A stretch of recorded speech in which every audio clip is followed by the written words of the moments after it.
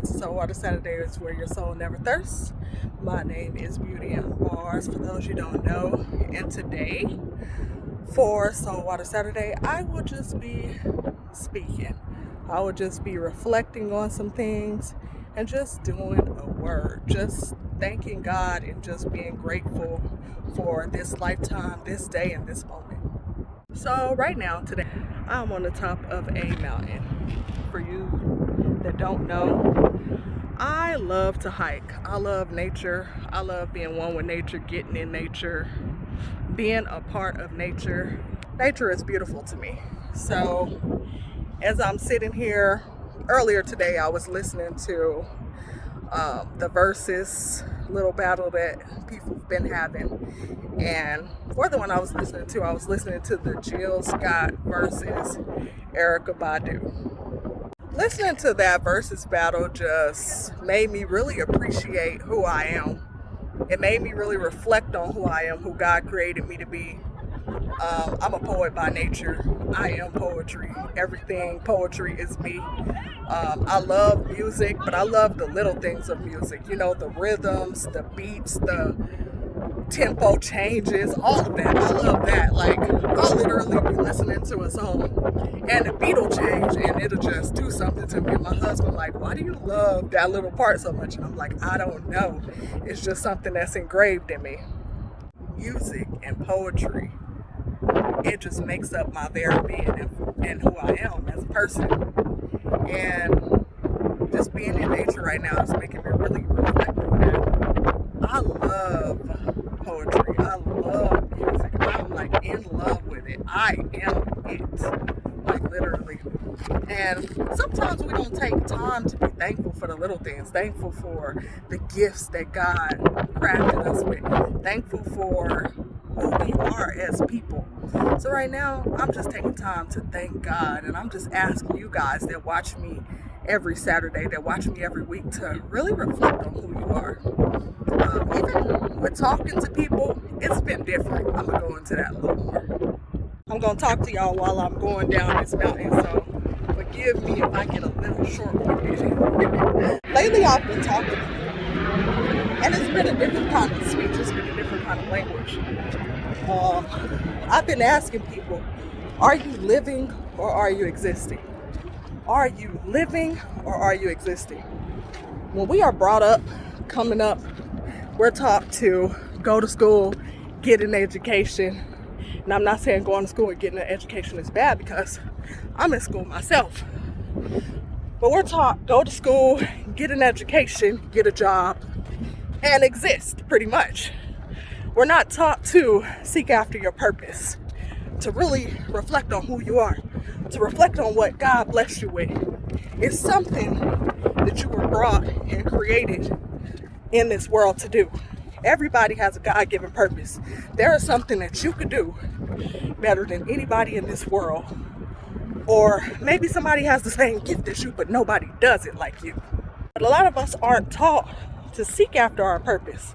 We're not taught to take the time to really sit in the dark or sit in a room with silence, with serenity, and reflect on who we are, reflect on what we're great at.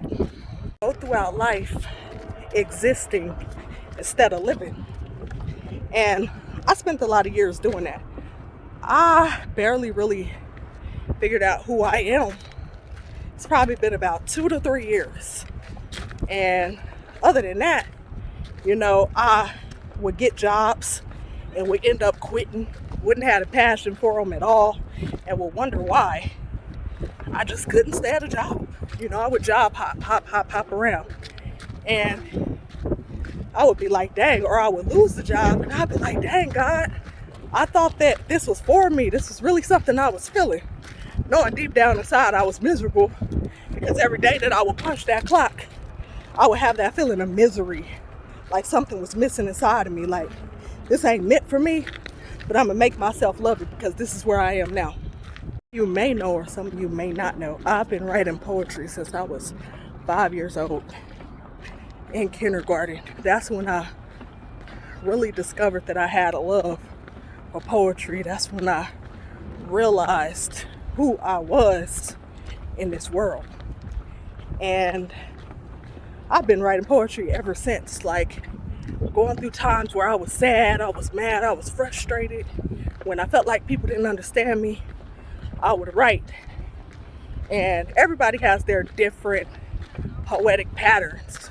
You know, you don't have to rhyme in order for it to be a poem.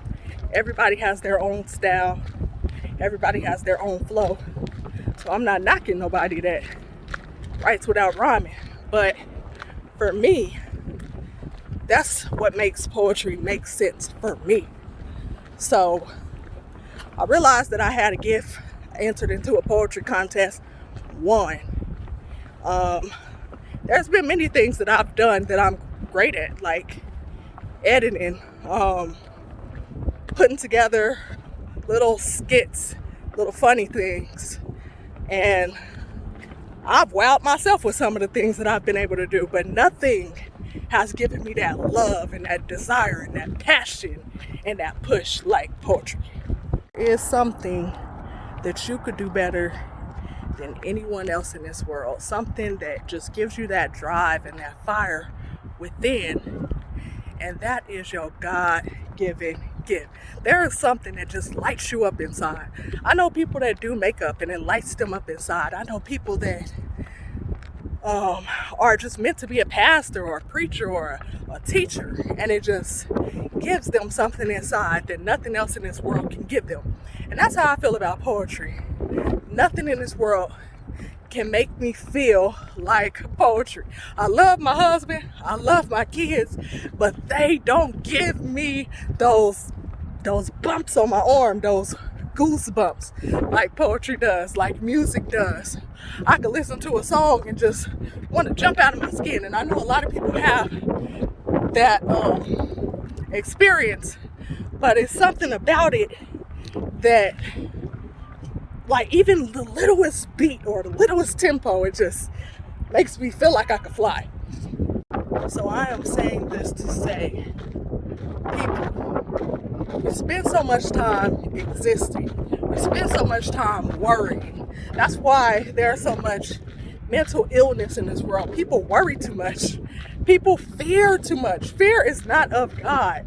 And people are so fearful of, oh, how am I going to get by? How am I going to feed my kids? How am I going to pay my bills? But if you do what God has purposed for you to do, He will make a way. We are put on this earth for a purpose. And I cannot slap people with that enough. I can't pound that in people's head enough. So when you do what you are purposed to do, God will always make a way. Start off real slow to you, because we are impatient people. We want things to happen in this moment, but we do serve a now God, and we have to realize that God is in eternity. We are in time.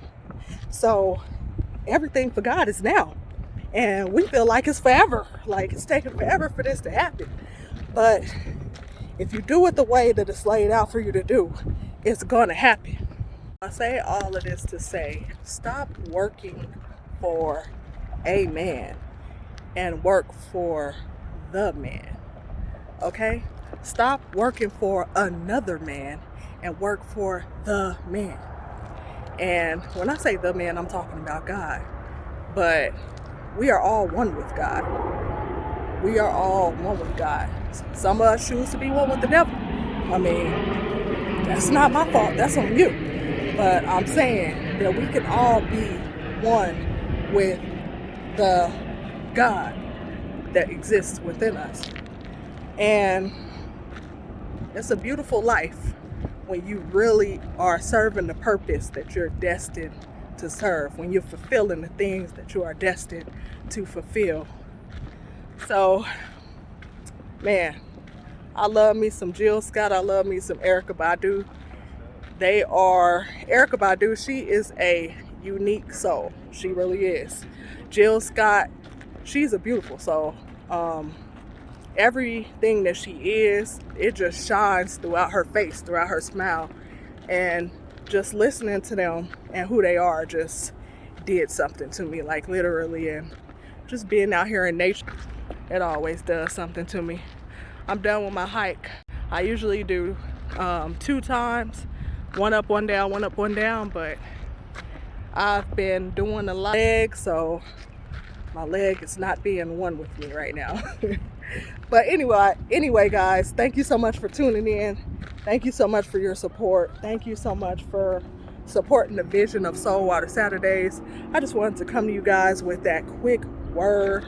I hope that it touched somebody out there. Just continue to be filled with purpose. Continue to be who the Lord created you to be. I love you guys, and I will talk to you soon. Bye. That you love me, so I'm feeling good. Say but not soft, you get that understood.